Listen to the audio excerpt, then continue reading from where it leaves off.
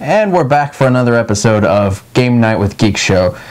Today we're going to discuss a game that is a little bit new. And we're kind of excited about doing one of our first new games, because everything else that we've done up to this point has been a little dated. But we think that you guys will enjoy looking at a game that maybe you haven't played yet, or maybe you've only played an older version of it. So, Russell, would you like to tell us about what game we're looking at today? That I would. The game is Small World. It was designed by Felipe Kiertz. I assume that's how you pronounce your last name. Not really sure. Who really knows? I don't know. I'm sure he does. I'm good at butchering names, so there you go. It's a redesign of a game called Vinci from 1999, who was also designed by the same guy, Felipe Kiertz. Anyways, it was published by Days of Wonder in 2009, not 1999, 2009. 10 years from the original. Yep. 2 to 5 players, 80 minutes, although, you know, it seems to go vary. Yeah, I mean, 80 minutes seems like a pretty... Yeah, I mean, also it goes from 2 to 5 players, so the play experience is going to vary depending on how many players you're playing with each time. So, Small World, it's a complete redesign of Vinci. Well, not a complete redesign. It's pretty much the same system, although I've never played Vinci. There's been a lot of comparison videos, video reviews, as well as comparison article reviews out there. So if you are a person that has played Vinci, then you might seek out one of those reviews if you're looking for distinctions between the two versions. However, we're going to be taking it at a different approach, where we just look at it as a new player to the game. So again, there's some fantastic reviews out there for Vinci players, but this is not one of them. So let's take a look at how to play the game.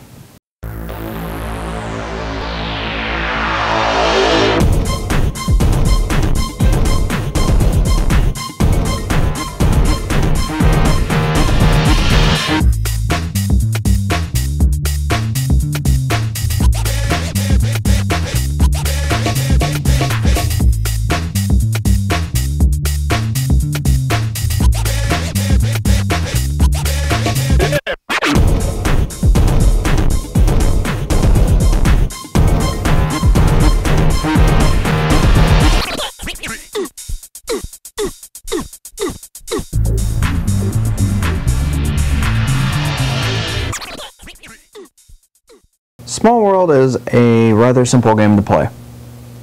Basically, every player will start out with 5 victory coins, and you will keep your victory coins concealed. And basically, to start the game with, you will have 5 laid out race and banner combinations. So you will have a banner, and you will have a race, and they will be combined into a banner race special powers. Each one has a special power, and there will be 5 combinations that are laid out, plus a 6th that makes up the pile. And at any point, you can choose one of these 6 to take over and make your active race. To begin the game with, you will randomly choose the starting 5, and then you will stick the rest in the pile near the starting 5. And anytime you want to choose one, you will choose... Everyone to choose is free. But in order to pass up a race and banner combo, you will need to pay 1. So, for instance, I have the Seafaring Sorcerers in the first position, and the Dragon Master Giants, the Swamp Wizards, the Spirit Ghouls, the Forest Humans, and then the Pillaging Halflings. And you can get any of these 6, but you have to buy your way to it. So if I don't want the Seafaring Sorcerers, I would put a victory point token on that. And then I could take the Dragon Master Giants. Or alternatively, I could have put a victory point on the Dragon Master Giants and continued on down. However, this is the race I want. So then, all of these are shuffled up 1 position, and a new race is created. And that race is the Mounted Orcs.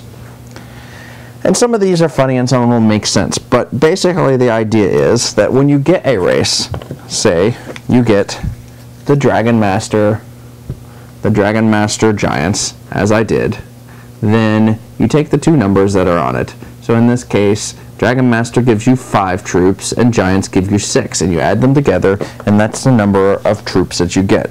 So I will look through and find the Giants and I will get 11 of the tokens.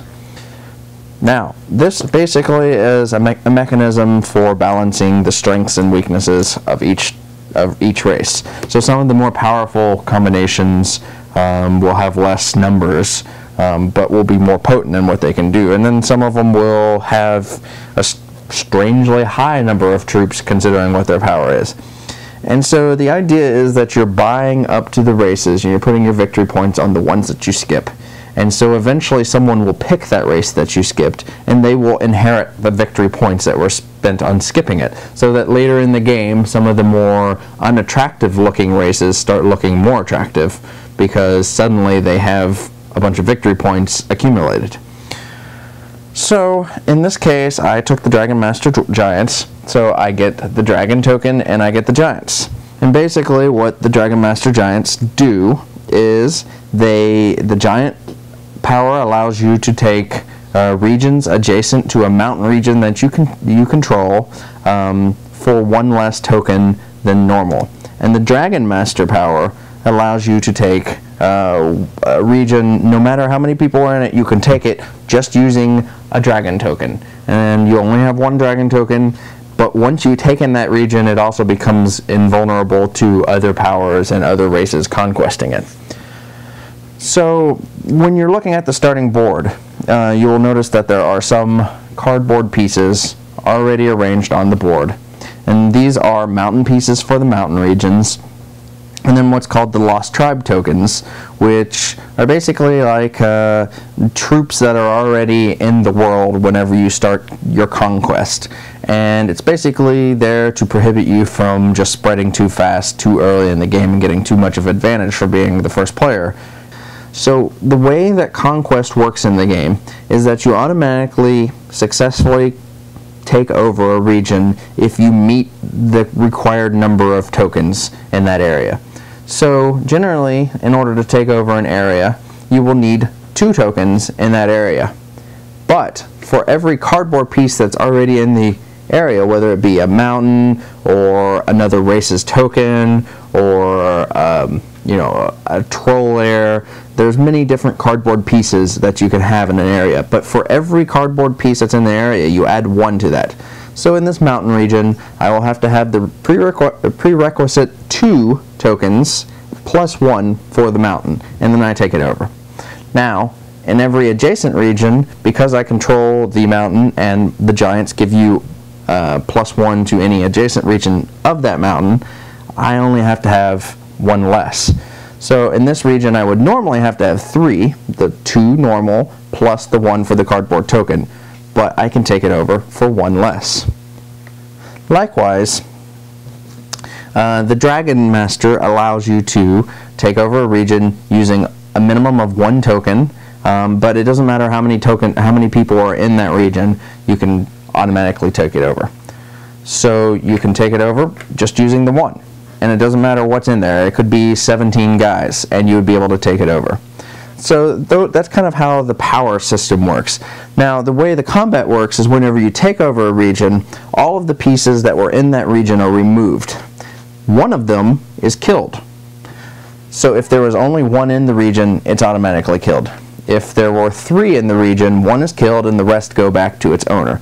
So in this case, the Lost Tribe people are all killed because there's only 1 in each region.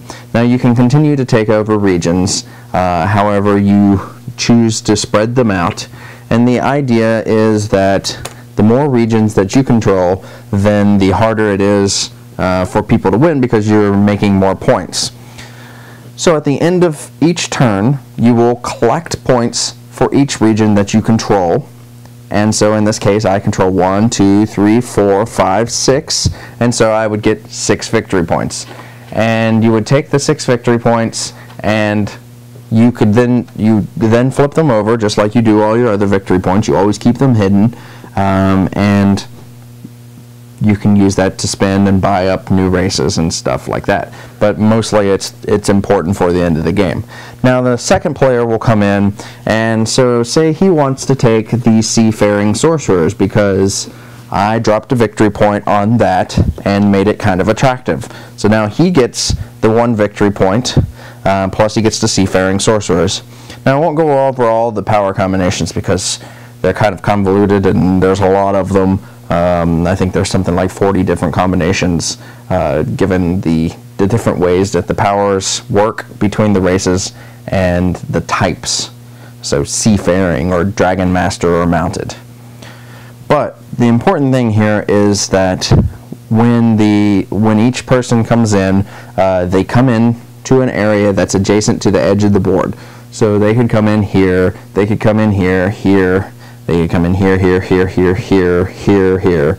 Basically anywhere that's adjacent to the edge of the board. But they can also come into areas that is adjacent to a sea region that's adjacent to the edge of the board. So this is also a legal space, even though it's not on the edge of the board.